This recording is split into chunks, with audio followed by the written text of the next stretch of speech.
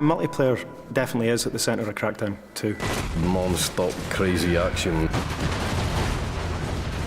It's a very physical game. You can ram people out of the way and it flips them up and they spin off into the sky. With plenty explosions. Just general awesome action all round. Picking up vehicles, throwing them across the road. A multitude of weapons at your disposal. If you can break it off, you can use it and you can hit people with it. It can just cause complete devastation. We just thought, right, well, let's go all out. Let's give them as much as we possibly can. In order to make things clean, you destroy everything. You know, fire cleans all.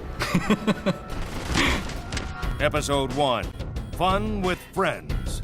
A lot of people love the fact that you can have this open world environment and mess around with your mates. We've doubled the amount of players for co-op. We've turned it up to 4-player co-op, 4 times the people, 4 times the fun, basically. There's so many things to do in the city. It's pretty remarkable that we've managed to fit that in. We have to make all of those missions support 4 players. And not only that, we have to make sure that those missions are supported for 4 players playing 4 different missions scattered around the world of Pacific City. You've got all of the, as everybody knows, the orbs. It's about making sure that, you know, you have that group experience with orbs, like renegade orbs, where, you know, they actually make it pretty tricky for you to get hold of them and they run away from you. You know, one person can chase them and another person can figure out where they're going and kind of help out. Races, so you've got rooftop races, road races. You've got all the achievements in the game as well, and there are a bunch of stats that we track that also go on leaderboards. I'm getting excited, citizen.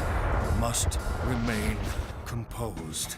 One thing we're pretty proud of is that you can then seamlessly go from your campaign game into your multiplayer game. There was a few times when you'd be playing the game and somebody would enter your game when you were testing and you didn't actually know they were in, and then suddenly this rocket would come from the side and there's one of the guys who's just joined your game and started blowing everything up. If friends come home from school or work or whatever, they just jump straight into your game. The player can come at a problem from 4 different sides and just defeat it that much faster. We've added turreted weapons to all of the vehicles as well. Nominate one guy to drive, he jumps in, 3 of you jump in the back of the vehicle, one of you might have a rocket, another guy a heavy machine gun. You can just be a 100-mile-an-hour killing machine soaring through the city.